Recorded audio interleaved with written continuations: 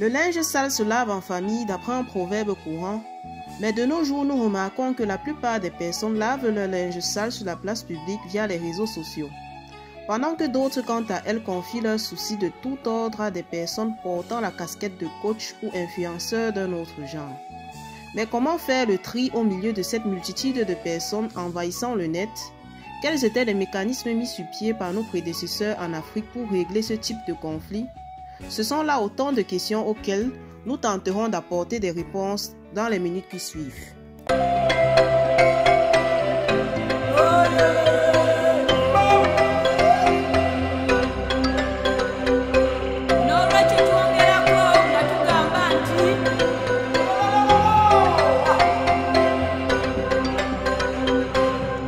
Bonjour et bienvenue sur la chaîne 7 minutes en Afrique. Ici, nous traitons de tous les thèmes d'actualité, de culture et de personnages ayant marqué l'histoire de notre continent. Alors, n'hésitez pas à vous abonner, liker et partager et activer la cloche de notification pour ne pas manquer la sortie de nos prochaines vidéos. Avec l'amélioration de l'accessibilité à Internet et la croissance de plusieurs plateformes de réseaux sociaux en Afrique, nous avons assisté à la naissance de nouveaux concepts tels que les coachs et les influenceurs web. En effet, plus de 170 millions de personnes utilisent les réseaux sociaux sur le continent africain, où 70% de la population a moins de 25 ans et 81% est équipé d'un téléphone portable. Les coachs se définissent comme étant des professionnels chargés d'accompagner une personne ou un groupe de personnes afin de les aider à développer des aptitudes ou atteindre des objectifs. Le terme professionnel dans la définition précédente exige que ces derniers aient suivi au préalable une formation afin d'acquérir les notions qu'ils transmettront plus tard. Mais qu'en est-il réellement? Ces coachs qui inondent les réseaux sociaux ont-ils les aptitudes requises? Sont-ils à même de donner des conseils éclairés pour la bonne marche de notre vie?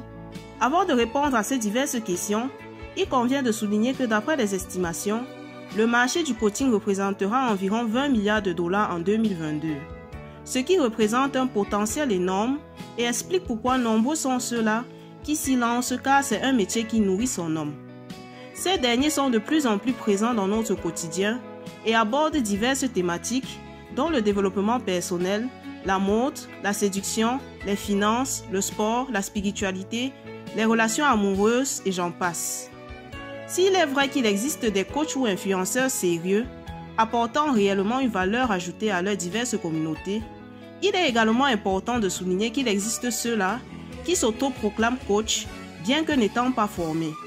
Ils ne sont motivés que par la part du gain et usent de diverses stratégies pour attirer leurs victimes, dont la manipulation des masses en bâtissant une relation soi-disant de confiance avec leur communauté, mais il n'en est rien, car ceci a pour but de convaincre leurs auditeurs en leur estipant de plus en plus de l'argent à travers par exemple des conférences ou des consultations privées sans contenu conséquent à des prix parfois très exorbitants.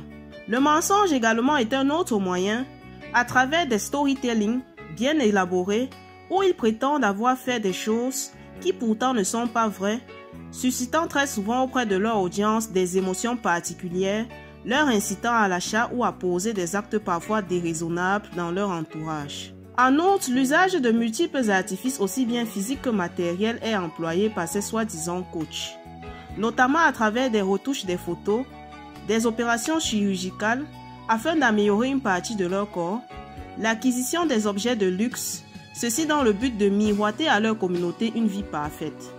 Sans oublier que pour rester d'actualité et agrandir leur communauté, ils n'hésiteront pas à créer des polémiques, des clashs et autres buzz médiatiques. Les coachs sont censés être des conseils, des guides pour ceux qui les consultent. Ils devraient toujours garder à l'esprit qu'ils sont des modèles pour ceux qui les suivent et par conséquent adopter une attitude irréprochable. Cependant, comment expliquer aujourd'hui que ceux qui sont supposés recueillir des confidences et donner des conseils s'étripent sur les réseaux sociaux, dévoilant au passage des secrets qu'on croyait jalousement gardés? Dès lors, une question se pose. Comment faire confiance en ces coachs qui ne prêchent pas par l'exemple? Pour éviter de se retrouver dans ce cas de figure, il est important de trier le vrai coach du mauvais coach ou alors de choisir de confier ses craintes et de recevoir ses conseils de personnes proches dignes de confiance et qu'ils nous connaissent sûrement mieux que des étrangers payés juste le temps d'un accompagnement. Dans la tradition africaine, le coach de vie était comme un mentor, un sage, un guide éclairé qui avait traversé des épreuves de la vie et avait acquis de l'expérience et de la sagesse, lui permettant de prodiguer des conseils ou des lignes de conduite fiables à ceux qui les consultaient. Les conflits se réglaient en conseil de famille ou en communauté, sous un grand arbre encore appelé arbre à palabres, où le conseil des sages de la communauté, tour à tour, traitait des questions sensibles et transmettait des leçons de vie aux jeunes générations. Hélas, cette belle époque est aujourd'hui lointaine. Vivement un retour aux sources et une séparation du bon grain de l'ivraie, car le bien-être de notre société en dépend. Ainsi s'achève ce nouveau numéro. Nous vous remercions de nous avoir suivis jusqu'à la fin et vous invitons à vous abonner, liker et partager la vidéo. À la prochaine pour une nouvelle vidéo, africainement vôtre.